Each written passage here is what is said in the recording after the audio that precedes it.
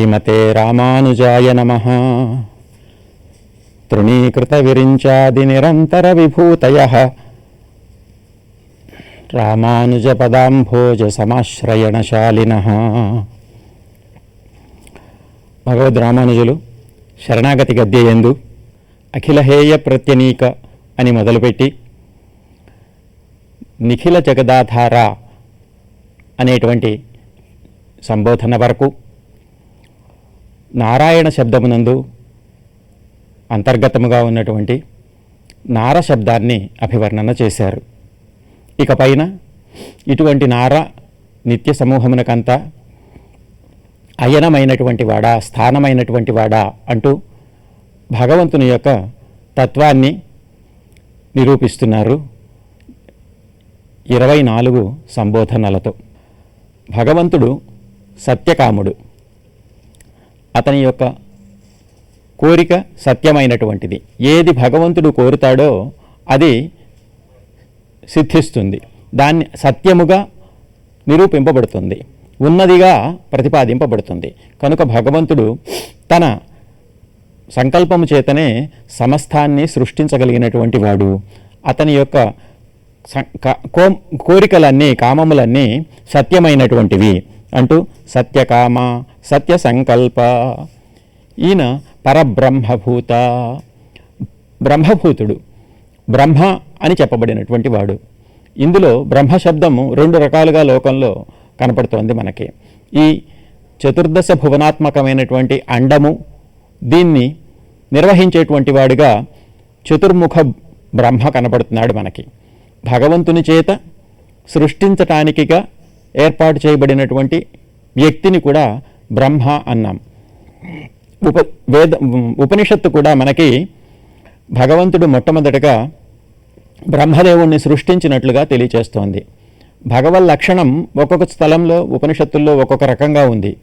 ఒకచోట బ్రహ్మని సృష్టించినటువంటి వాడు భగవంతుడు అని నిర్వచింపబడింది.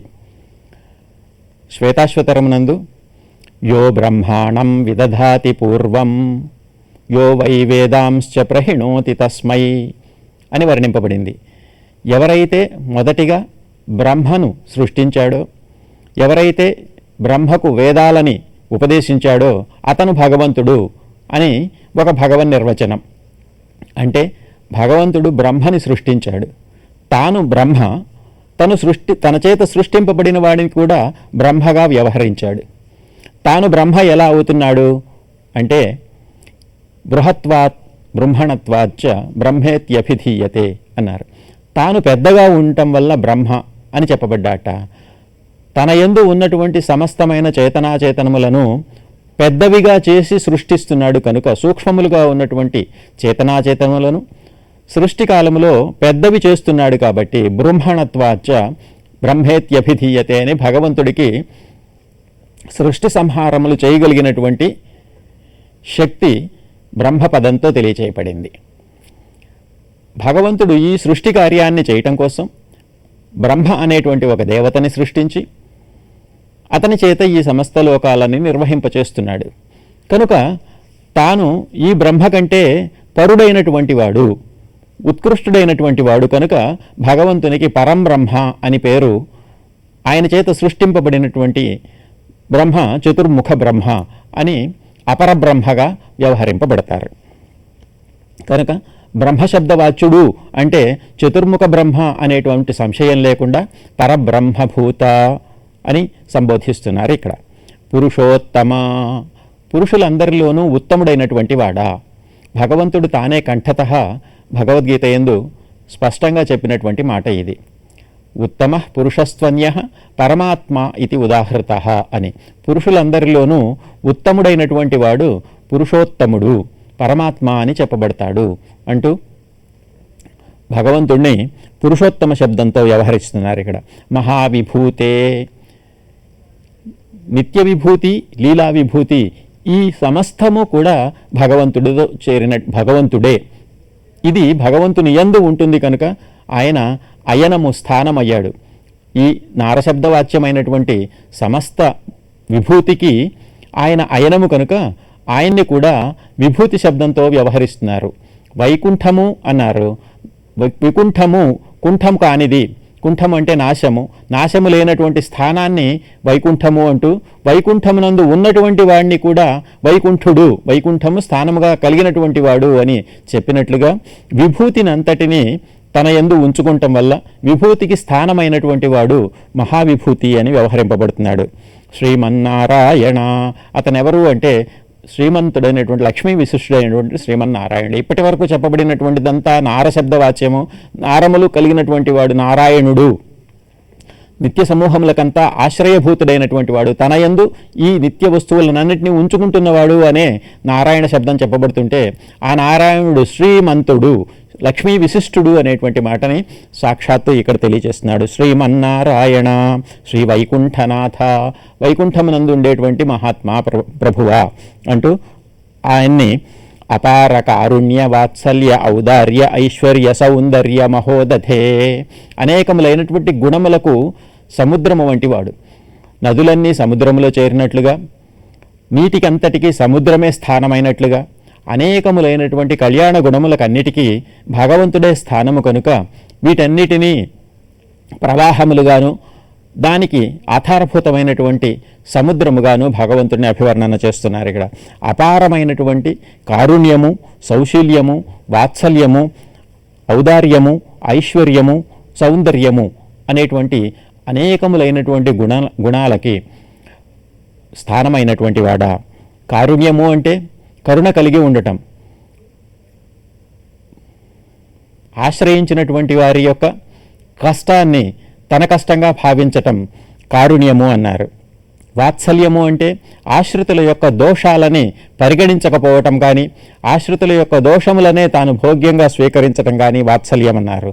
సౌశీల్యము అంటే తనకంటే తక్కువ వారైనా కూడా తనని ఆశ్రయించిన వారితో తాను ఒకడిగా చేరి కలిసిమెలిసి ఉండటాన్ని మహతో మందైస్సహ నిరంధ్రేణ సంశ్లేష అంటూ సౌశల్య శబ్దాన్ని, ఔదార్యం అంటే తాను ఇచ్చేటువంటి వస్తువు యొక్క గొప్పతనాన్ని లెక్క చూడనటువంటి వాడు అని కానీ, తాను ఇస్తున్నప్పుడు గ్రహిస్తున్నటువంటి వాడి యొక్క యోగ్యతని లెక్క పెట్టనటువంటి వాడు అని ఔదార్యాన్ని చెప్పారు. భగవంతుడు తాను ఉదార స్వభావుడై ఉండి మనని ఉదార స్వభావుడిగా అభివర్ణన చేస్తాడు. నోటితో తనే చెప్తున్నాడు భగవద్గీతలో, నాలుగు విధాలైనటువంటి తన భక్తులు ఉదారులు అంటాడు. ఉదారా సర్వ ఏవైతే అంటూ ఆర్తః జిజ్ఞాసు అర్థార్థి జ్ఞాని అని చెప్పబడినటువంటి 4 విధములైనటువంటి భక్తులు, భగవంతుని ఆశ్రయించేవారు 4 విధాలుగా ఉంటారు అన్నారు. ఒకటి ఆర్తులు అంటే కష్టం కొద్దీ వచ్చిన వారు అని, తనకి ఉన్నటువంటిది నష్టపోయినప్పుడు కలిగినటువంటి దుఃఖంతో భగవంతుడిని ఆశ్రయిస్తారు అన్నారు. అటువంటి వారిని ఆప్తులు అని వ్యవహరించారు. నష్టద్రవ్య కామాహ, ఒక ద్రవ్యం వారికి ఉంది, అది నష్టమైంది, పోయింది, ఆ పోయిన దాని వల్ల కలిగిన శోకంతో భగవంతుడిని ఆశ్రయించినటువంటి వారిని ఆర్తులు అన్నారు. రెండవది జిజ్ఞాసు, తెలుసుకోవాలి అనేటువంటి కోరిక ఉన్నవాడు, అంటే స్వస్వరూపాన్ని తెలుసుకోవాలి అనేటువంటి జ్ఞాసత ఉన్నటువంటి వాళ్ళు. ఆత్మ ప్రాప్తి కాములు అంటారు వీళ్ళని. ఆత్మని, తనని గురించి తాను తెలుసుకుని తననే తాను పొందాలి అనుకునేటువంటి వారు. అర్థార్థి, ప్రయోజనకాంక్షులు అంటే అప్రాప్త ద్రవ్య ప్రాప్తి కామాహ అన్నారు. కొంత ఉన్నది వారికి, ఇంకా కొంత కావాలి అనేటువంటి అపేక్షతో భగవంతుని ఆశ్రయించేటువంటి వారిని అర్థార్థులు అన్నారు. 4వ వారు జ్ఞాని, భగవత్ ప్రాప్తి కామాహ, భగవంతుని చేరాలి అనేటువంటి కోరికతో ముముక్షువులై ప్రవర్తించేటువంటి వారు. అటువంటి వారు వీరందరిలోకి గొప్ప అంటూ భగవంతుడు ఈ 4 ఉదారులుగా చెప్తున్నారు. ఉదారా సర్వ ఏవైతే జ్ఞానీతు ఆత్మైవమే మతం అంటున్న సందర్భంలో చతుర్విధాః 4 రకాలైనటువంటి తనని ఆశ్రయించి తన నుంచి ప్రయోజనాలని పొందేటువంటి వారిని ఉదారులు అన్నాడు. ఇచ్చేటువంటి వాడు తాను కదా ఉదారుడవాలి. ఎంతటి దాన్నైనా లెక్కించకుండా పరిగణించకుండా ఇతరులకి ఇవ్వటాన్ని తీసుకునేటువంటి వాడు ఎవరు అని కూడా లెక్క చేయకుండా ఇచ్చేసేటువంటి వాడిని కదా ఉదారుడు అని మనకి శాస్త్రం చెప్తోంది. భగవంతుడు తాను అంటున్నాడు, తన నుంచి పరిగ్రహించేటువంటి భక్తులందరూ ఉదారులు అంటున్నారు. వీళ్ళంతా చాలా ఉదారులైనటువంటి ఉదారమైన స్వభావం కలిగిన వారు. ఎందువల్ల అంటే నన్ను వచ్చి ప్రార్థించారు కదా, నేను ఎవరికిస్తే వారిని ప్రార్థించకుండా నా నుంచే సాక్షాత్తు కోరుకుంటున్నటువంటి వారు కనుక వీరంతా ఉదారులు అన్నారు. సామాన్యంగా లోకంలో ఒక్కొక్కరు ఒక్కొక్క దేవతని ప్రార్థిస్తారు. అయినా భగవంతుడు వారి వారి అపేక్షితాలని తద్వారా అనుగ్రహిస్తూ ఉంటాడు. ఏ యథామాం ప్రపద్యంతే తాం తథైవ భజామ్యహం అంటూ భగవంతుడు ఎవరు ఏ విధంగా ఆశ్రయిస్తారో, ఏతో అన్యదేవతా భక్తా ఇతర దేవతలని ఆశ్రయించి ప్రయోజనాలని పొందేవాళ్ళకు కూడా తానే ఫలాలను ఇస్తున్నాడు వారి ద్వారా. అంతే తప్పిస్తే ఏ దేవతకి కూడా స్వయంగా తనంతట తాను ఇతరులకు ఇవ్వగలిగినటువంటిది ఏమీ లేదు. కానీ మనము దేవతలందరినీ వారు ఇచ్చేటువంటి వారు అని భ్రమించి ప్రార్థిస్తుంటే వారందరూ భగవంతుని నుంచి పొంది మనకి అందిస్తున్నారు. వాళ్ళు భగవంతుని నుంచి పొందినటువంటి దానిలో కొంత భాగాన్ని మనకిచ్చి కొంత ఉంచుకునేటువంటి వారు. అదే సాక్షాత్ భగవంతునే ప్రార్థిస్తే తన స్థానాన్ని కూడా ఇవ్వగలిగినటువంటి వాడు భగవంతుడు కనుక అతన్ని ప్రార్థించండి అంటూ భగవంతుని యొక్క ఔదార్య గుణాన్ని అభివర్ణన చేస్తూ కులశేఖరులు కూడా మనకి ముకుందమాలా స్తోత్రంలో ఒక శ్లోకాన్ని వివరిస్తున్నారు. నాథేన పురుషోత్తమే త్రిజగతాం ఏకాధిపే చేతస సేవ్యై స్వస్య పదస్య దాతరి సురే నారాయణే తిష్టతి. భగవంతుడు నారాయణుడు అనేటువంటి వాడు ఉండగా దేవతలకి కూడా తన స్థానాన్ని ఇవ్వగలిగినటువంటి శక్తి ఉన్నటువంటి ఔదార్యం ఉన్నటువంటి భగవంతుడు ఉండగా అతన్ని వదిలి ఎంకంచిత్ పురుషాథమం కతిపయ గ్రామేశం అల్పార్థదం సేవాయై మృగయామహే. చూడండి, మనమంతా వెతుక్కుంటున్నాం ఏ దేవతని ఆశ్రయించాలా అని. వాళ్ళందరూ ఎంకంచిత్ పురుషాథమం, ఈయన పురుషోత్తముడైతే ఈయన దృష్టిలో మిగిలిన వాళ్ళు బ్రహ్మాది దేవతలంతా కూడా చాలా తక్కువ వాళ్ళు, పురుషాథములు అనేసారు వాళ్ళని. కతిపయ గ్రామేశం, ఏదో ఒక భాగానికి దేశానికి గ్రామానికి మాత్రమే అధిపతులైనటువంటి వారు. ఒక్కొక్క దిక్కుకి ఒక్కొక్క దేవత అంటే 8 దిక్కులలోనూ 8 దేవతలని ఆయన నివేశింపచేసి అధిపతులను చేశాడు. ఒక్క దిక్కుకి అధిపతిగా ఉన్నవాడు ఒక మూల భాగానికి ఒక తూర్పు నుంచి ఇదంతా నాది అనుకోవటానికి లేకుండా ఇటు పక్కన ఈశాన్యము అటు పక్కన ఆగ్నేయము ఇంకో 2 పంచుకున్నారు. అట్లా ఒక్కొక్క దిక్కులోనూ అనేక గ్రామాలని పంచుకున్నటువంటి ఈ దేవతలంతా ఆశ్రితులకి ఏమి ఇవ్వగలరు అని దాన్ని చూడకుండా భగవంతుని ఆశ్రయించమని అతని యొక్క ఔదార్య గుణాన్ని అభివర్ణన చేస్తూ ఎందరో మహానుభావులు ఐశ్వర్య సౌందర్య మహోదధే, భగవంతునికి ఉన్నటువంటి ఐశ్వర్యము ఇంత అంతా కాదు, సర్వేశ్వరుడు సర్వేశ్వరేశ్వరుడు ఆయన. పతిం విశ్వస్యాత్మేశ్వరగుం అంటూ ఈ లోకాలన్నిటికీ ఆత్మభూతుడు ఈశ్వరభూతుడు అయినటువంటి వాడు. సౌందర్యానికి మహోదధి, ఆయన్ని సేవించటం అంటూ ఇంకా దానికి అంతు లేదనమాట. భగవంతుడిని నిరంతరము సేవిస్తూ ఉంటారు నిత్య పురుషులు అని మనకి పురుష సూక్తం తెలియజేస్తుంది, సదా పశ్యంతి అంటూ. అటువంటి అనేకములైనటువంటి కళ్యాణ గుణములు కలిగినటువంటి సర్వేశ్వర అనాలోచిత విశేషాశేషలోక శరణ్యా. లోకులు ఆయన్ని ఆశ్రయిస్తే వారికి రక్షణ కలిగించేటువంటి వాడు. ఎంతమందికి అంటే అందరికైనా సరే. అనాలోచిత విశేష అశేష లోక శరణ్య, ఎందరు వచ్చి ఆశ్రయించినా రక్షించే విషయంలో ఆయన ఆలోచించేటువంటిదే లేదు, ఎంతమందినైనా రక్షిస్తాను అన్నట్ట. సకృదేవ ప్రపన్నాయ తవాస్మీతి చయాచతే అభయం సర్వభూతేభ్యో దదామి ఏతద్వ్రతం మమ అని శ్రీమద్ రామాయణంలో వాల్మీకి మహర్షి భగవంతుని యొక్క మాటని మనకి తెలియజేస్తాడు. రామచంద్రుడు చెప్తున్నట్ట, ఎంతమంది వచ్చినా సరే రక్షిస్తాను అన్నాడు. సకృదేవ ప్రపన్నాయ, ఒక్కసారి గనక తనని ఆశ్రయిస్తే తవ అస్మి ఇతి చయాచతే, స్వామి నేను నీవాడను అని గనక ప్రార్థిస్తే అభయం సర్వభూతేభ్యో దదామి, సమస్త ప్రాణుల నుండి అభయాన్ని ఇస్తాను అంటే దానికి పూర్వాచార్యులు వ్యాఖ్యానం చేస్తున్నారు.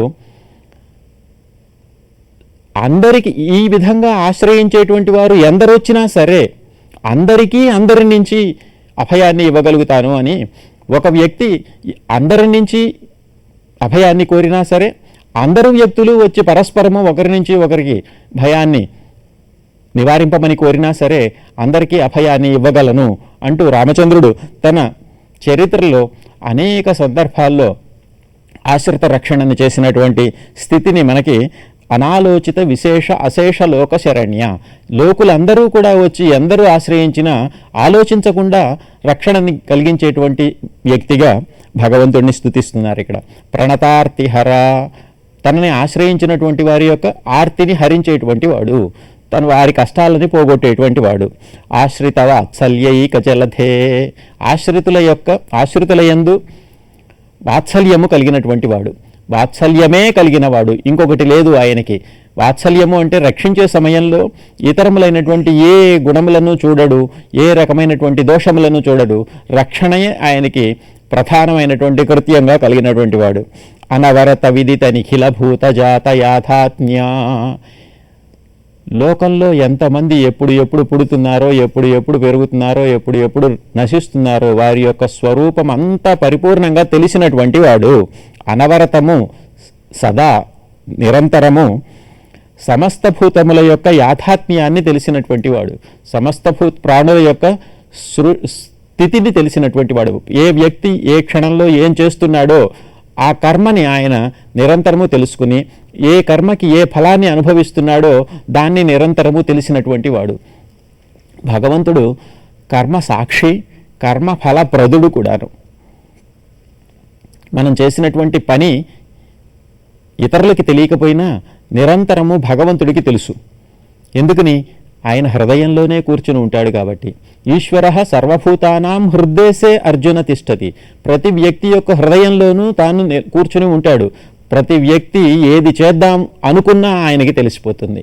కాబట్టి మానసికమైనటువంటి కర్మ, వాచికమైనటువంటి కర్మ, కాయికమైనటువంటి కర్మ, ఏ రకమైనటువంటి కర్మ చేసినా జీవుడు అది తెలుసుకోగలిగినటువంటి శక్తి భగవంతుడికి ఉన్నది. ఆ కర్మానుగుణంగానే ఆ స్వామి ఫలాన్ని ఇస్తాడు. మానసికమైన కర్మకి మానసికమైనటువంటి ఫలాన్ని, వాచికమైనటువంటి కర్మకి వాచికమైనటువంటి ఫలాన్ని, కాయికమైనటువంటి కర్మ కాయికమైనటువంటి ఫలాన్ని భగవంతుడు సుఖదుఖ రూపంలో పుణ్యపాపాలని పరిగణన చేసి ఇచ్చేటువంటి శక్తి సామర్థ్యములు కలవాడు. అశేష చరాచరభూత నిఖిల నియమన నిరత, లోకంలో ఉన్నటువంటి చరాచరములన్నిటినీ, చేతనాచేతనములన్నింటినీ నియమించగలిగినటువంటి శక్తి సామర్థ్యాలు కలిగినటువంటి వాడు. అశేష చిదచిద్వస్తు శేషిభూత, లోకంలో ఉన్నటువంటి చేతనములకన్నిటికీ శేషి అయినటువంటి వాడు, అచేతనములకన్నిటికీ శేషి అయినటువంటి వాడు. అంటే చేతనాచేతనములంతా, లోకంలో ఉండేటువంటి సమస్త వస్తువులు భగవంతునికే చెందినవి. ఆయన స్వామి, ఇదంతా భగవంతుని యొక్క సొమ్ము. చేతనములు భగవంతుని యొక్క సొత్తే, అచేతనములు భగవంతుని యొక్క సొత్తే. ఇదంతా ఆయనకి అని సంబంధించినటువంటివి. కనుక ఆయన్ని అఖిల చిదచిద్వస్తు శేషిభూత నిఖిల జగదాధార, ఈ జగత్తంతటికీ ఆధారభూతుడైనటువంటి వాడు. ఈ లోకమంతా ఒకచోట నిలబడి ఉంది అంటే అది భగవంతుని యొక్క ఆధారము వల్లనే. అఖిల జగత్స్వామిన్, ఈ లోకానికి అంతటికీ స్వామి అయినటువంటి వాడు. ఈ లోకమంతా సొత్తుగా ఉంటే దీనికి స్వామిగా భగవంతుడున్నాడు. అంతేకాకుండా అస్మత్ స్వామిన్, మాకు కూడా నీవు అఖిలంలో నేను కూడా చేరి ఉన్నాను అంటూ అస్మత్ స్వామిన్ అని సర్వేశ్వరుణ్ణి స్తుతించి ఆయన యొక్క పాదపద్మముల యందు శరణాగతి చేస్తున్నారు భగవద్ రామానుజులు. సత్యకామ సత్యసంకల్ప పరబ్రహ్మభూత సకలేతర విలక్షణ అర్థికల్పక ఆపత్సఖ శ్రీమన్నారాయణ అశరణ్య శరణ్య.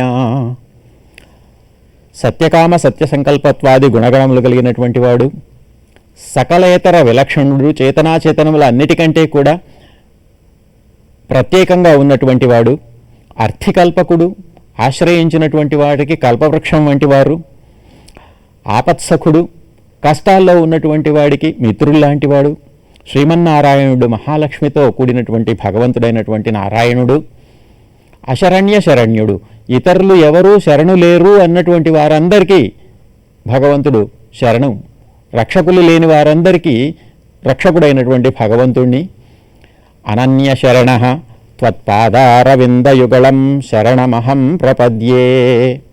స్వామి, నీ యొక్క పాదపద్మముల యందు నేను శరణాగతి చేస్తున్నాను అంటూ భగవద్ రామానుజులు ద్వయమంతరం యొక్క పూర్వభాగాన్ని ఇప్పటి వరకు పూర్వార్థాన్ని ఇంతవరకు వివరించారు.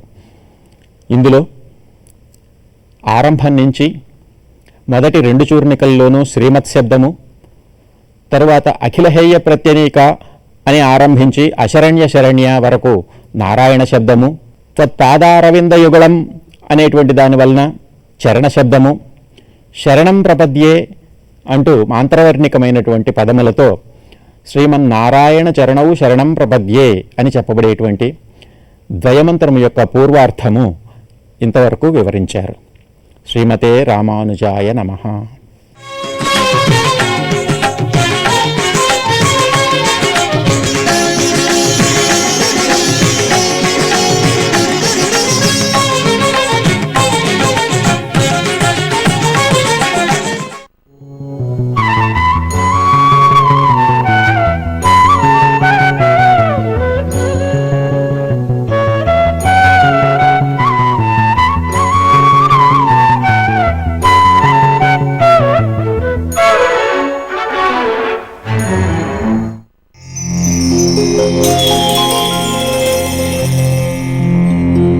Thank you.